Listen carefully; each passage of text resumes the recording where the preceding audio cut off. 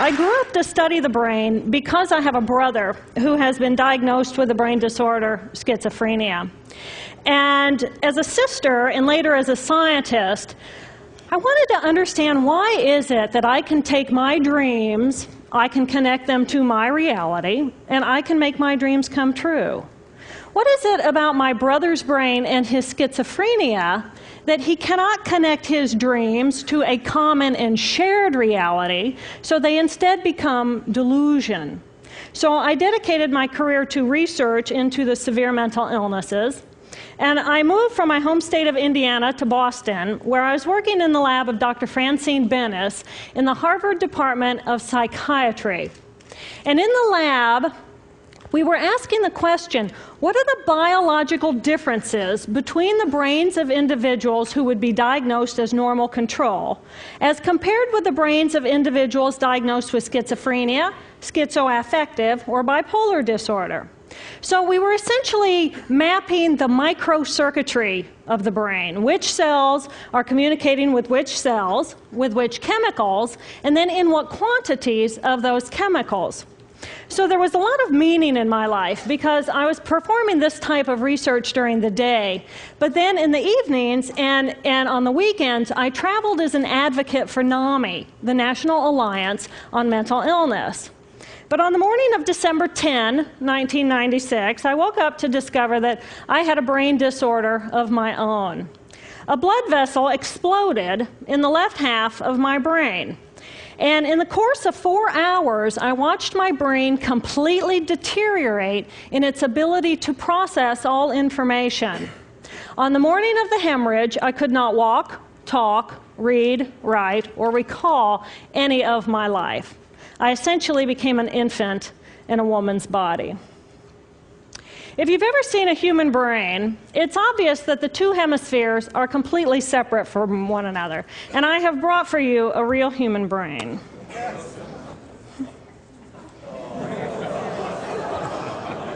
Thank you. So this is a real human brain. This is the front of the brain, the back of the brain with the spinal cord hanging down.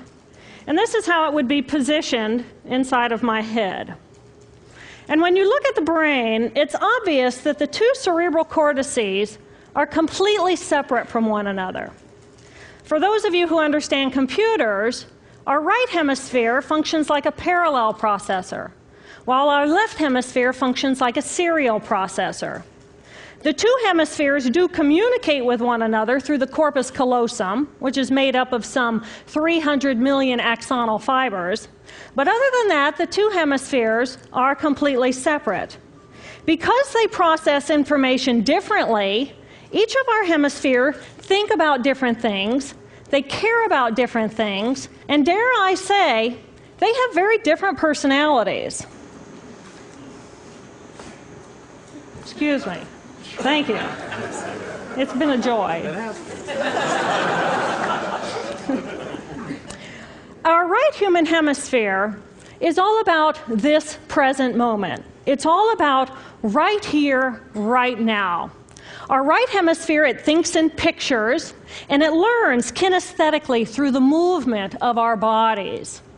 Information in the form of energy streams in simultaneously through all of our sensory systems, and then it explodes into this enormous collage of what this present moment looks like, what this present moment smells like and tastes like, what it feels like, and what it sounds like.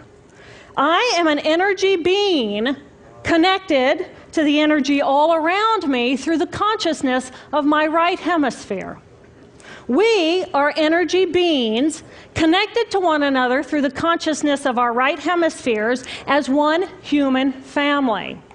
And right here, right now, we are brothers and sisters on this planet, here to make the world a better place.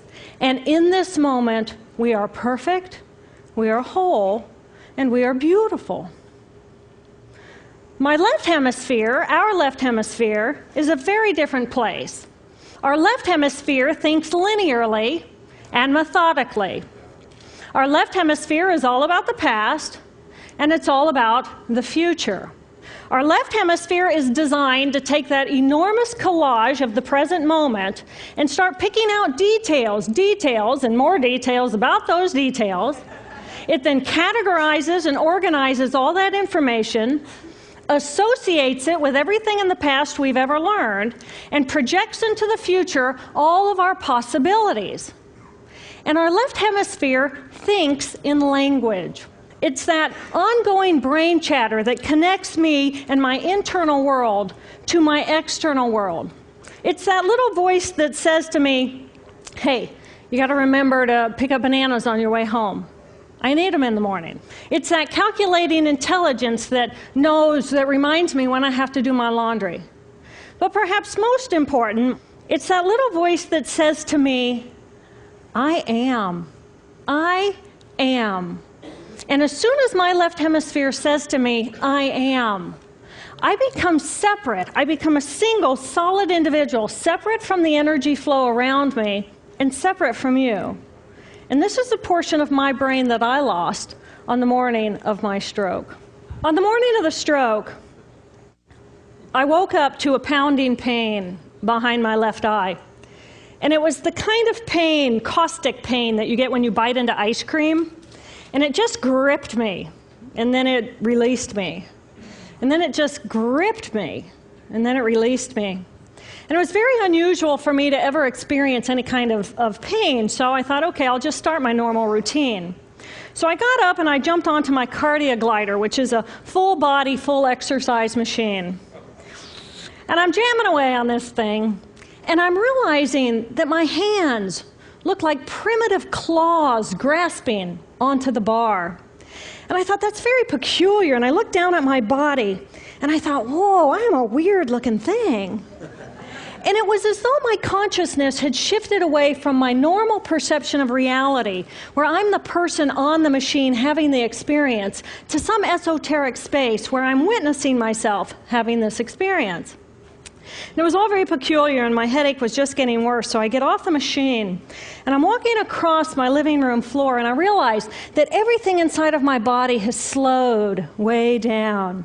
And every step is very rigid and very deliberate. There's no fluidity to my pace, and there's this constriction in my area of perception, so I'm just focused on internal systems. And I'm standing in my bathroom getting ready to step into the shower, and I could actually hear the dialogue inside of my body. I heard a little voice saying, okay, you muscles, you got to contract, and you muscles, you relax. And then I lost my balance, and I'm propped up against the wall. And I looked down at my arm, and I realized that I can no longer define the boundaries of my body. I can't define where I begin and where I end, because the atoms and the molecules of my arm blended with the atoms and molecules of the wall. And all I could detect was this energy. And I'm asking myself, what is wrong with me? What is going on? And in that moment, my brain chatter, my left hemisphere brain chatter, went totally silent. Just like someone took a remote control and pushed the mute button. Total silence. And at first I was shocked to find myself inside of a silent mind. But then I was immediately captivated by the magnificence of the energy around me. And because I could no longer identify the boundaries of my body, I felt enormous and expansive. I felt at one with all the energy that was, and it was beautiful there. And then all of a sudden, my left hemisphere comes back online, and it says to me, hey, we got a problem, we got to get some help. And I'm going, oh, I got a problem. So it's like, okay, I got a problem. But then I immediately drifted right back out into the consciousness, and I affectionately refer to this space as La La Land.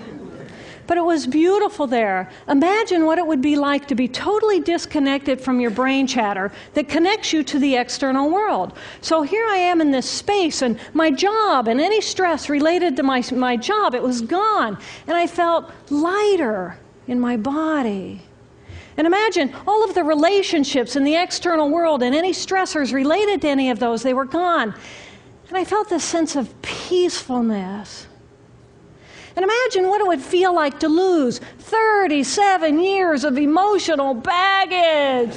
Oh, I felt euphoria. Euphoria. It was beautiful there. And then again, my left hemisphere comes online and it says, hey, you've got to pay attention. We've got to get help. And I'm thinking, I got to get help. I got to focus. So I get out of the shower and I mechanically dress and I'm walking around my apartment and I'm thinking, I got to get to work. I got to get to work. Can I drive? Can I drive? And in that moment, my right arm went totally paralyzed by my side. Then I realized, oh my gosh, I'm having a stroke. I'm having a stroke. And then the next thing my brain says to me is, wow, this is so cool. This is so cool. How many brain scientists have the opportunity to study their own brain from the inside out? And then it crosses my mind, but I'm a very busy woman. I don't have time for a stroke. It's like, okay, I can't stop the stroke from happening, so I'll do this for a week or two, and then I'll get back to my routine. Okay, so I got to call help. I got to call work. I couldn't remember the number at work. So I remembered in my office I had a business card with my number on it. So I go into my business room, and I pull out a 3-inch stack of business cards, and I'm looking at the card on top. And even though I could see clearly in my mind's eye what my business card looked like, I couldn't tell if this was my card or not, because all I could see were pixels. And the pixels of the words blended with the pixels of the background and the pixels of the symbols, and I just couldn't tell. And then I would wait for what I call a wave of clarity. And in that moment, I would be able to reattach to normal reality. And I could tell, that's not the card, that's not the card, that's not the card. It took me 45 minutes to get 1 inch down inside of that stack of cards. In the meantime, for 45 minutes, the hemorrhage is getting bigger in my left hemisphere. I do not understand numbers. I do not understand a telephone, but it's the only plan I have. So I take the foam pad and I put it right here. I take the business card, I put it right here, and I'm matching the shape of the squiggles on the card to the shape of the squiggles on the foam pad. But then I would drift back out into la la land and not remember if when I come back if I'd already dialed those numbers. So I had to wield my paralyzed arm like a stump and cover the numbers as I went along and push them so that as I would come back to normal reality, I'd be able to tell, yes, I've already dialed that number. Eventually, the whole number gets dialed, and I'm listening to the phone, and my colleague picks up the phone, and he says to me, and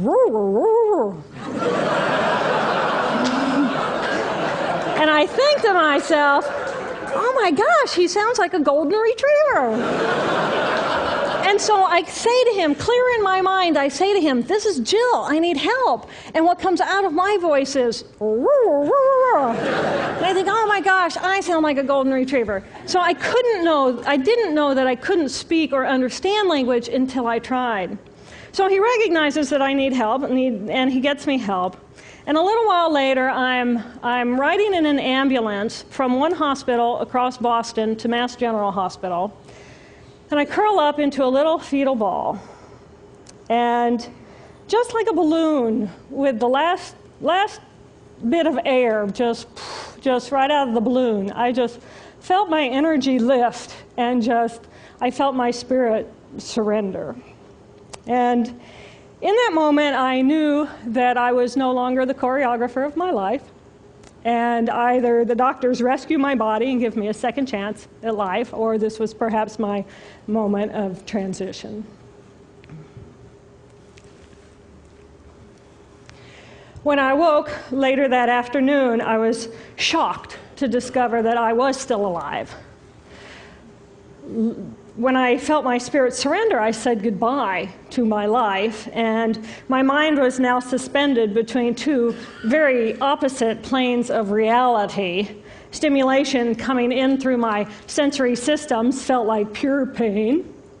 Light burned my brain like wildfire, and sounds were so loud and chaotic that I could not pick a voice out from the background noise, and I just wanted to escape. Because I could not identify the position of my body in space, I felt enormous and expansive. like a genie just liberated from her bottle. And my spirit soared free like a great whale gliding through a sea of silent euphoria. Nirvana.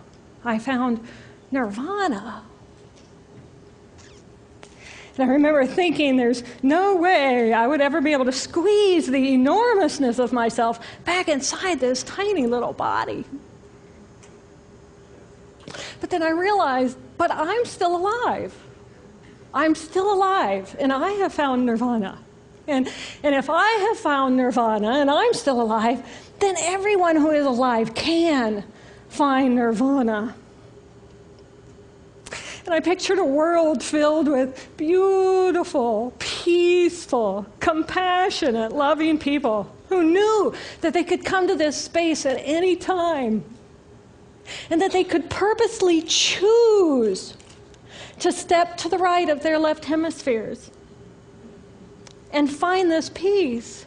And then I realized what a tremendous gift this experience could be. What a stroke of insight this could be to how we live our lives.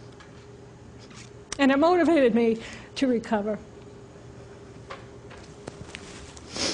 2.5 weeks after the hemorrhage, the surgeons went in and they removed a blood clot the size of a golf ball that was pushing on my language centers. Here I am with my mama, who's a true angel in my life.